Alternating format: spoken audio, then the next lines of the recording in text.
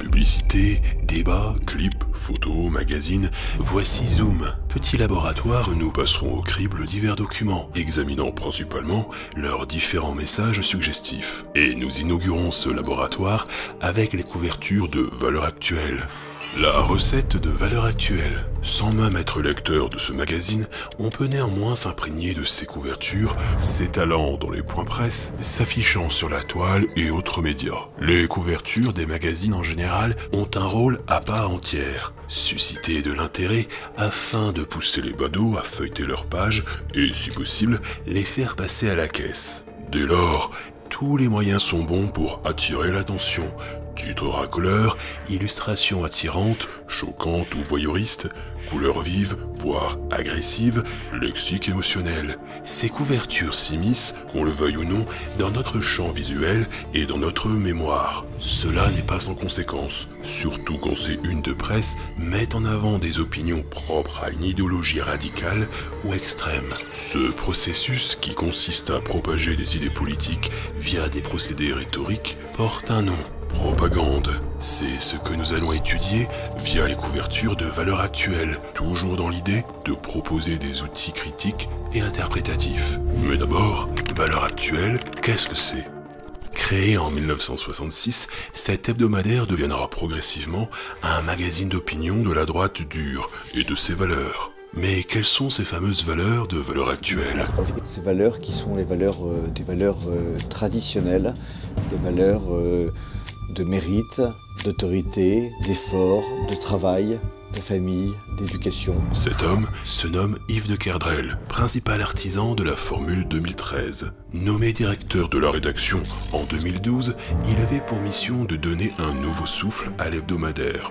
La méthode de Kerdrel, ne pas considérer le magazine comme un journal d'opinion, mais davantage comme un produit à marketer. Pour cela, il louera les services de TNS Sofres afin de mener une étude marketing. Il s'agissait d'observer le comportement des lecteurs derrière une vitre teintée et d'écouter leur avis. Conclusion de l'étude. Et nos lecteurs nous demandent de prendre de plus en plus position, effectivement on assume des positions et on assume des positions de plus en plus marquées, de plus en plus tranchées et qui peuvent être jusqu'à travers les unes. Pour le dire plus crûment, l'hebdomadaire devait se radicaliser en s'accolant une étiquette anti-système. Et puisque la couverture d'un magazine équivaut à l'emballage d'un produit, il fallait la retravailler en priorité, avec des titres et illustrations plus poussifs, sensationnels, choquants. En quelques parutions, c'est la consécration. Tout le monde en parle. Les couvertures trash interpellent. Elles font débat, polémique et dépôt de plainte. Plaintes qui déboucheront d'ailleurs à une condamnation en 2015 pour provocation à la discrimination, à la haine ou à la violence, et pour diffamation en raison de la couverture suivante datant d'août 2013, Rome, l'overdose. Cette radicalisation du discours est une conséquence des logiques marketing mises en œuvre. Il suffit d'écouter Kerdrel nous parler de son magazine comme d'un simple produit de consommation. On a justement une figure de proue du FN qui a 26 ans, qui est un objet de curiosité. Donc en même temps c'est un produit d'appel pour nos lecteurs. Il faut vendre des journaux. Le discours d'extrême droite, ça fait vendre, surtout pour le client cible que Kerdrel nous présente ainsi. Où nos ventes se développent le plus, c'est dans la France périurbaine, auprès de ce qu'on appelle la France des petits blancs. Ce sont ces petits blancs, cette classe moyenne blanche rurale, qui représentent donc le lecteur cible. Ce seraient eux qui en appelleraient un discours tranché. Et ces discours provoques sont une véritable stratégie marketing que l'on nomme bad buzz, car qu'il soit bon ou mauvais, un buzz reste un buzz. Ça l'est d'autant plus quand le magazine se pose contre la bien-pensance, ou une soi-disant pensée unique. Le condamner, c'est en quelque sorte lui donner une légitimité. Le contredire, c'est lui donner raison, lui accorder une crédibilité.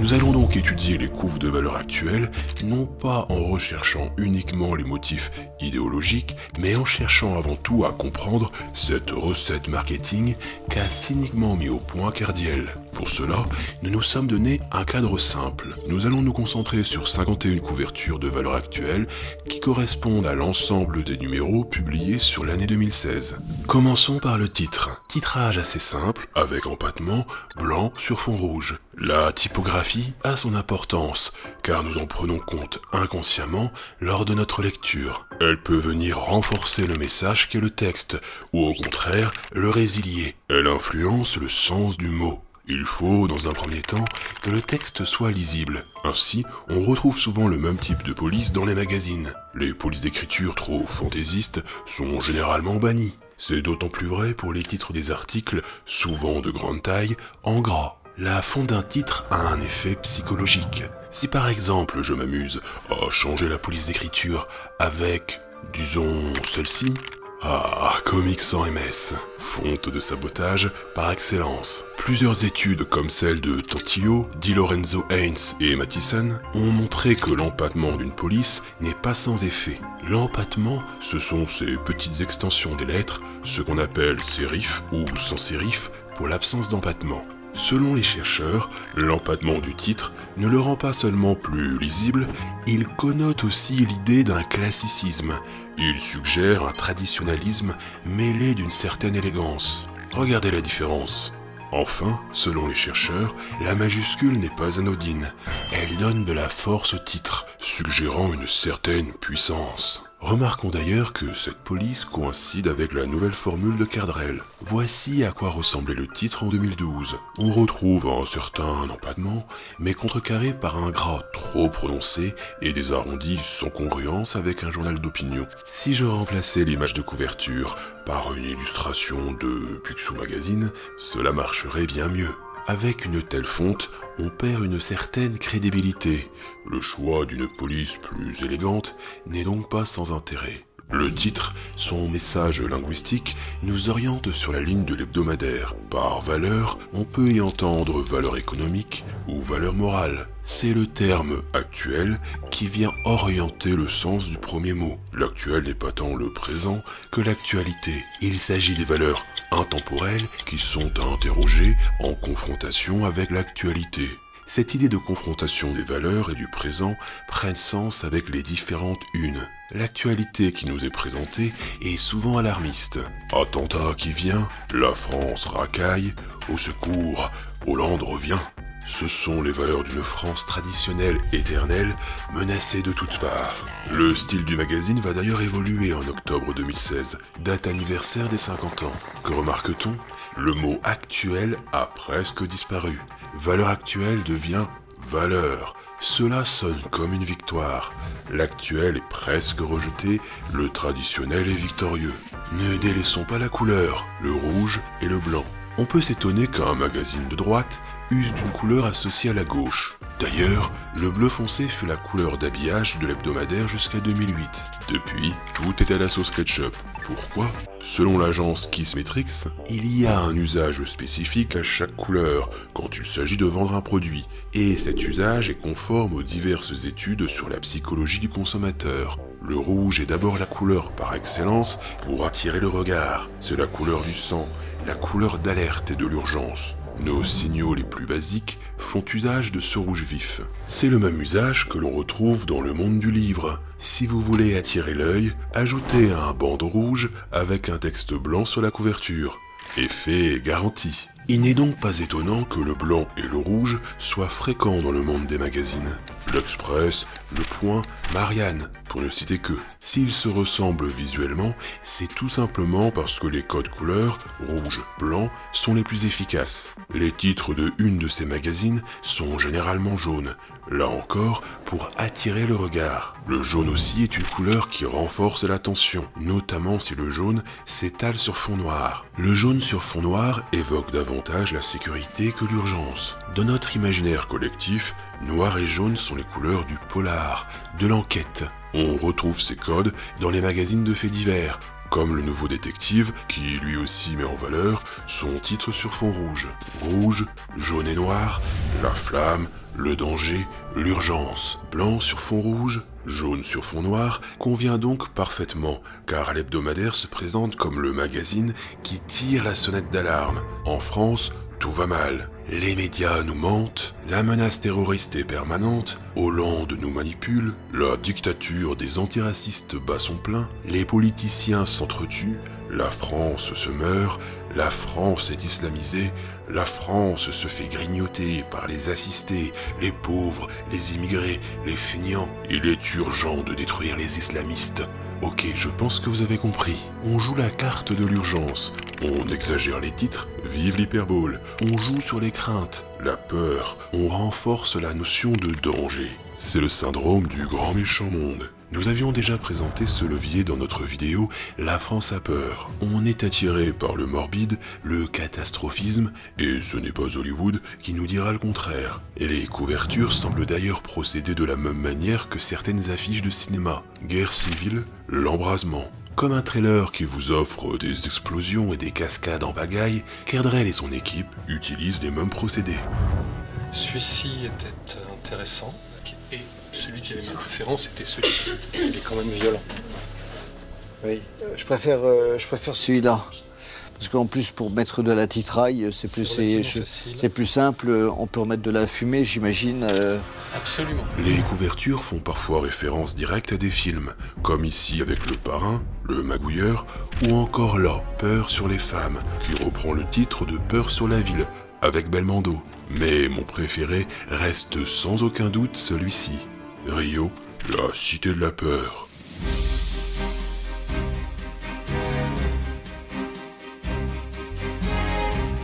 Si on catégorise les couvertures selon leur valence négative, neutre, positive, voici ce qu'on obtient. Sur 51 couvertures, 35 ont une valence négative, menace, danger, manipulation, mensonge, déclin, victimisation. 12 ont une valence neutre. Il s'agit principalement des unes titrant une interview. Et seulement 4 ont une valence positive. Et oui, tout n'est pas apocalyptique dans Valeurs Actuelles. Regardez, la droite qu'on aime, la patrie est de retour, déjà président, la France chrétienne est fière de l'être. Voilà donc le premier et principal ingrédient de la recette Kerdrel. Jouer la carte de l'émotionnel à valence négative. Renforcer les craintes et les peurs fondées sur un motif classique de l'extrême droite, le déclinisme. C'est l'idée que notre monde, notre civilisation, la France et ses traditions s'effondrent, notamment par la confrontation des autres cultures et par l'immigration que l'hebdomadaire présente sous le prisme de la thèse du grand remplacement. Ainsi, quand on fait l'étude du lexique le plus fréquemment utilisé pour titrer un dossier ou un article, c'est le champ lexical de la peur, du danger, de l'urgence qui ressort. Au secours, dérive, chaos, naufrage, embrasement, terreur, enfer, peur, cauchemar. Plus précisément, si on s'en tient à la connotation des titres, c'est l'ambiance de la guerre qui domine. Guerre entre civilisations, contre l'islam, guerre civile entre Français, guerre entre les politiciens, guerre contre les profiteurs, guerre pour les valeurs de la vraie droite. Ce motif de la guerre est accentué par un vocabulaire de l'armement. Par exemple, François Baroin, l'arme anti-Juppé, Emmanuel Macron, le missile anti-Hollande, la torpille Zemmour, les dynamiteurs de la droite. Et quand il n'y a pas de torpille ou de missile, il y a la déflagration, le choc, son livre choc, l'enquête choc, l'entretien choc, Donald Trump, l'enquête choc, ou alors, comme un retour de front, on ne dira pas confidence avec Copé sur ses affaires, mais c'est confidence de retour de l'enfer. Mais ne dramatisons pas, la patrie est de retour, avec ses jolis chars de guerre. Qui dit guerre dit camp, soldats, sacrifice. C'est le deuxième ingrédient de Valeurs Actuelles. Les coupables, les sauveurs et les victimes. Valeurs Actuelles nous présente un monde simplifié, où les victimes et les coupables sont clairement identifiés. En reprenant les couvertures sur un an, on en vient très vite à identifier les fautifs de la guerre et du déclin. L'islam, l'Europe, les médias, les migrants, François Hollande, Merkel, les délinquants des banlieues, les militants verts qualifiés de Khmer verts, les syndicalistes, criminels et saboteurs, les bobos, les assistés qui touchent des allocations, les fonctionnaires, les hooligans, les antiracistes, les féministes, les intermittents du spectacle. La quête d'un coupable en désignant un individu ou un groupe d'individus en dit long sur une vision du monde déformée par le biais d'internalité. Les explications causales se réduisent à des causes internes. Les causes externes sont complètement niées. L'image elle-même est signifiante quant au renforcement interne. On remarquera plusieurs couvertures d'une personnalité sur fond noir. Le contexte disparaît, le coupable sort de l'ombre. Ce fond noir accentue le portrait qui s'en détache, accentue la valence négative. Valeurs Actuelles n'est pas seulement en quête d'un coupable, mais aussi en quête d'un sauveur, d'un héros, la figure d'un chef, droit, incarnant les valeurs de la droite, incarnant l'autorité et l'ordre. Du côté politique, plusieurs figures apparaissent pleine page sur la période 2016. Tout d'abord, Nicolas Sarkozy, dont lui sont consacrées 3 couvertures, Acquit ou double, Confidence avant la bataille, L'assaut final. Donald Trump, Trump dit tout, maintenant la France, Marine Le Pen, ce qu'elle n'a jamais dit, Poutine, patriote, chrétien et anti-islamiste, le gendre parfait. Et bien sûr, François Fillon, qui fait la une après sa victoire à la primaire, prenant donc le flambeau de Sarkozy comme héros de la droite. Déjà président ? Il y a aussi les prophètes, ces intellectuels anti-système qui sont déjà sur le front, tels que Zemmour, qui a même droit à sa couverture cette année-là. Et ce n'est pas la première fois. La torpille Zemmour enquête sur l'homme qui défie le système. Et entre les coupables et les héros, il y a les victimes. C'est l'autre point d'accroche de l'hebdomadaire, la victimisation qui fait écho au déclinisme. Le terme sacrifice apparaît à plusieurs reprises, procédé dramaturgique efficace qui doit susciter l'indignation. Génération sacrifiée, famille sacrifiée. Ce sont les traditions françaises qui se meurent. La droite chrétienne est fière de l'être, qui refuse de mourir et qui veut sauver ses terroirs. La France se meurt, pire encore, elle se suicide. Et les Français en ont ras-le-bol. Expression très fréquente sur les couvertures, ainsi que l'exaspération qui en appelle à la révolte. Troisième ingrédient pour notre recette Valeurs Actuelles, l'ésotérisme.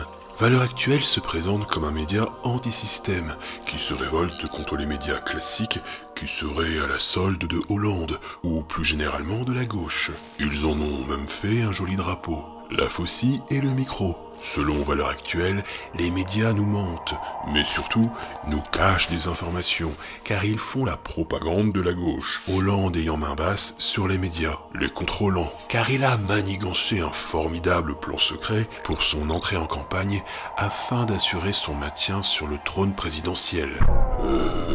Attendez. J'ai décidé de ne pas être candidat à l'élection présidentielle.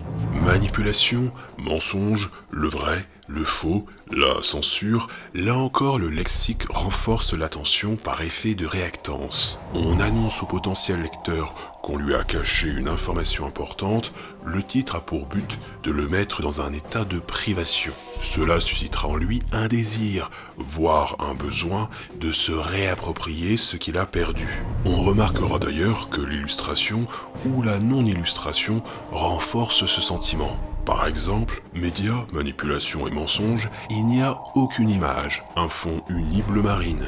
Même chose pour la propagande des médias avec notre faucille et notre micro. La couverture ici ne montre pas, elle cache. Ce fond uni, rouge ou bleu marine, fait office de voile, qu'il faut défaire pour en savoir plus. Petite expérience. Voici un ouvrage fictif que j'ai appelé « La vérité sur la France, ce qu'on ne vous dit pas ». D'un côté, j'ai ce livre, illustré avec une photo et une image. De l'autre, je me contente d'un titre, en grand, sur fond bleu marine. Lequel de ces deux livres vous intrigue le plus et vous pousserez à l'ouvrir pour savoir au moins de quoi ça cause? Valeurs Actuelles joue sur cette promesse de vous initier à des informations et à des secrets que les masses ignorent. C'est la promesse d'accéder à un rang supérieur au-dessus de la masse, la promesse de ne plus être un mouton. C'est pour cette raison, entre autres, que les théories du complot paraissent si séduisantes. Ce n'est pas une question de rationalité, de quête de vérité, mais une quête de pouvoir, d'anticonformisme, de distinction et de supériorité. C'est la volonté de pouvoir affirmer aux autres « Moi je sais, on ne me la fait pas, je suis au-dessus du troupeau. Une couverture de Valeurs Actuelles illustre parfaitement cette idée, tous tondue par Hollande. Si vous ne prenez pas acte de cette information de l'hebdomadaire, vous êtes comme des moutons. Le magazine entretient une confusion propre aux outils de communication de l'extrême droite. La confusion entre critique et censure. La censure est l'action ou la mesure volontaire qui consiste à interdire la diffusion d'une œuvre, d'une information ou la prise de parole d'une personne. La critique peut s'entendre comme un discours ou un jugement qui cherche à délimiter et à examiner des propos. La critique défavorable consiste à appuyer un désaccord en indiquant les défauts ou les erreurs. Or, dans Valeurs Actuelles, un désaccord ou une critique défavorable se transforme très rapidement, de leur point de vue, en censure. Par exemple, prenons cette couverture. Zemmour, Houellebecq, Onfray, tous victimes de la censure. Voilà qui a de quoi me laisser perplexe. Je suis donc allé vérifier en quoi ces trois personnalités surmédiatisées avaient été censurées. Une année où l'on aura vu le Premier ministre Manuel Valls dire tout le mal qu'il pensait de l'ouvrage d'Éric Zemmour, Le Suicide français, du roman Soumission de Michel Houellebecq, que l'actualité de janvier était venue dramatiquement rejoindre, ou encore des propos critiques de Michel Onfray, tous trois qualifiés par ailleurs de pseudo-intellectuels par le ministre de l'Éducation nationale, Najat Vallaud-Belkacem. Voilà, le Premier ministre et la ministre de l'Éducation ont tenu des propos défavorables à ces trois auteurs, c'est donc de la censure. Pourtant, ces courageux héros anti-système, victimes de la censure et de la pensée unique, sont ceux qu'on entend le plus fréquemment dans les médias classiques. Ça laisse à réfléchir. Nous avons donc tous les ingrédients à la recette Valeurs Actuelles. Une bonne dose du syndrome du grand méchant monde, en nous inspirant des films catastrophes hollywoodiens, une couche d'internalité, en désignant bien les victimes, les sauveurs, mais surtout les coupables, un bon saupoudrage d'ésotérisme et de complotisme. Il est bien sûr conseillé d'ajouter une saveur nostalgique, conservatrice, à un « c'était mieux avant ». Vous avez là un pur produit du système marketing. Tous ces ingrédients participent à propager l'idéologie de l'extrême droite en la banalisant et en rendant acceptables des propos discriminants, paranoïaques et haineux. Allez, c'est l'heure de l'exercice pratique. Essayons de préparer nous-mêmes notre magazine avec ces ingrédients. Commençons par le titre, disons Valeurs éternelles. Optons pour une police avec empattement blanc sur fond rouge. Quelles seront nos unes? Mettons que je veuille convertir un reportage du JT de Pernod en mode Valeurs Actuelles. Commençons par repérer l'information susceptible de convenir à notre ligne éditoriale.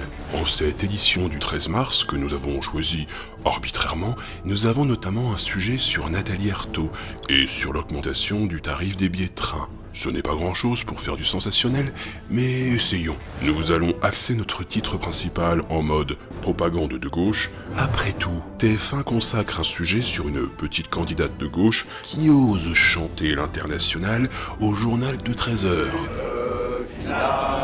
C'est intolérable. Il faut alerter les Français. Ces gauchistes sont partout. Et hop, ce sera notre image d'illustration. Nous renforçons le noir. Mode secret et coulisses, parfait. Ensuite, un titre racoleur, l'invasion gauchiste.